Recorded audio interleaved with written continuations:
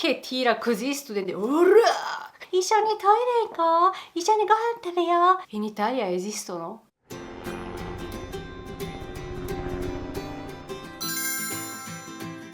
Minasan, konnichiwa! Ciao a tutti, sono Eriko e bentornati sul mio canale Erikottero. Oggi volevo parlarvi di una cosa degli studenti giapponesi. Che tipo di studenti esistono davvero in Giappone? Cioè, forse tanti di voi guardate gli anime giapponesi, telefilm giapponesi e spesso si parlano della vita scolastica e ci sono tanti personaggi, ma ci sono anche quelli soliti, no?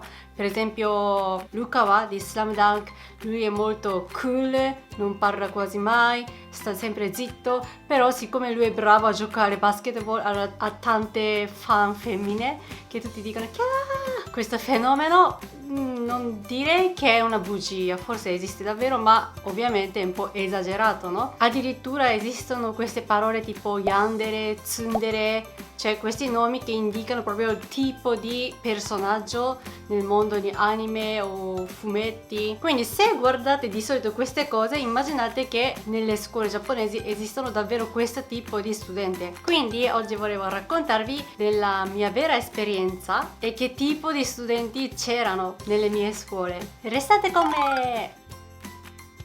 Allora, forse vi ho già parlato che quando ero piccola col lavoro di mio papà abbiamo dovuto spesso cambiare la città, trasloco, quindi ho visto 3 scuole diverse delle elementari e 2 scuole diverse delle medie, quindi diciamo che ho visto varie scuole diverse rispetto agli altri studenti. Dalle scuole medie ho visto che ogni classe c'era almeno uno studente che non veniva più a scuola. Addirittura nella mia classe c'era una ragazza che non veniva più e anche c'era un ragazzo, quindi una femmina e un maschio. E non abbiamo capito che problema c'era, ma forse non si trovavano bene con gli altri amici, quindi senza amici, quindi non volevano più venire a scuola, oppure forse c'è stato qualche problema economico, problema con la loro famiglia, non lo so, ma non venivano più. Però le scuole medie sono ancora obbligatorie, no?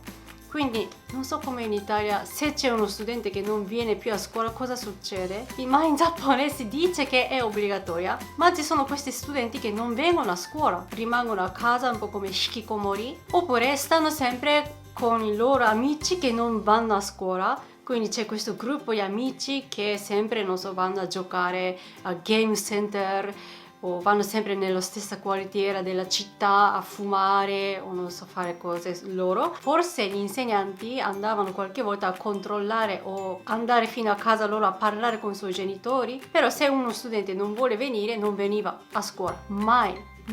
Quindi diciamo Yankee o Furio, cioè gli studenti che vogliono essere estremamente, cioè, diverso dagli altri, quindi dicono perché io devo andare a scuola a studiare, che palle, io vado in centro a giocare con i miei amici, a fumare. A volte vengono a scuola per farsi vedere che quanto fighi sono, con la gonna tagliata cortissima, fanno apposta, magari con capelli biondi, piercing, e poi devono litigare con gli insegnanti, che ovviamente gli insegnanti devono dirgli che devi chiudere il primo bottone, devi far scendere la lunghezza giusta fino alla lunghezza giusta, la gonna, non puoi indossare in questa maniera. Spesso negli anime o nei telefilm giapponesi ci sono le scene in cui litigano, no? Però in realtà ho visto nella mia vita reale più tra gli insegnanti e studenti che tra gli studenti che litigano. Ci deve essere un insegnante molto forte e diventa a volte molto spaventoso, e lui per la scuola è come l'ultima arma, che alla fine se nessun insegnante non ci può fare niente, allora esce questo insegnante anche grosso che tira così studenti. Urrà! Ho visto veramente spesso queste scene, e allora anche gli studenti un po' furio, Yankee, prendono un po' paura e stanno un po' più buoni. Ma comunque questi studenti un po' cattivi che normalmente non vengono a scuola, oppure quando vengono a scuola fanno scherzi, per esempio rompono, come si dice, interruttore della luce, non so, rompono, non so, dando calcio o pugno, si distruggono dentro la scuola, oppure sputta dentro la scuola, corridoio, sporcano, e anche ci disturbavano durante la lezione, cioè correvano urlando corridoio, oppure improvvisamente si accende la cassa nell'aula e fa annuncio un po' dicendo, urlando scherzo così, e ci sono sempre questi studenti che creano problemi dentro la scuola, quindi quasi per gli insegnanti è meglio se non vengono a scuola. Ok, lasciamo stare questi cattivi studenti. Oltre a questi, gli studenti maschi che sono bravi a fare sport sono sempre popolari, e soprattutto quando c'è riunione della ginnastica, che c'è di solito una volta all'anno, tutti gli studenti della scuola devono fare sport, no? Ci sono tante gare diverse, c'è anche staffetta, e anche questo, l'ultimo che corre deve essere più veloce, e in quel momento tutti gli studenti diventano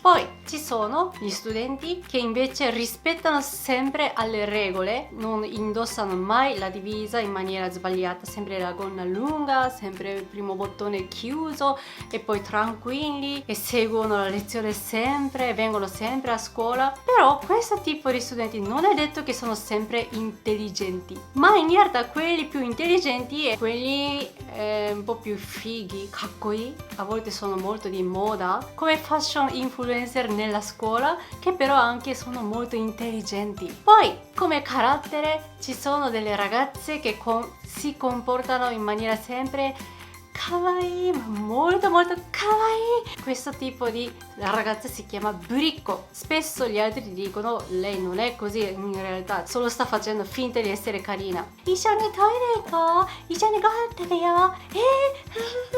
questo tipo burikko. Poi negli anime spesso ci sono anche le persone cattive, nel senso fanno bullismo. Io personalmente nelle mie scuole non c'erano gli studenti così cattive che fanno bullismo, però ci sono soprattutto le ragazze che è un po' come vuole essere leader del gruppo delle ragazze, che comanda sempre, e appena a lei non piace una ragazza allora lei comanda alle altre amiche che non potete più parlare con questa cosa succedeva. E poi ci sono sempre gli studenti popolari che sono praticamente mood maker, cioè sono sempre sorridenti, simpatici, che parlano con tutti e che ha tanti amici. Io quando ero studentessa ero abbastanza normale, non ero assolutamente brico, neanche majime, troppo seria, neanche furio, neanche mood maker. Io direi che ero una studentessa normale, standard. Ah, poi c'era sempre un ragazzo nella classe, ogni classe, che porta la maglietta, cioè con le maniche corte, tutto l'anno, anche con pantaloncini corti. C'era sempre questo tipo di studente che anche in inverno fa freddissimo, ma lui non so, vuole far vedere che è forte. Lui portava sempre le maniche corte. Oddio, a volte ho visto anche la ragazza che faceva così. In Italia esistono? Ok, allora oggi ho parlato un po' della mia esperienza delle scuole giapponesi. Voi che tipo di studenti lo siete o lo eravate? Scrivete nei commenti. Allora ci vediamo alla prossima. Matane, matane, matane. Bye bye.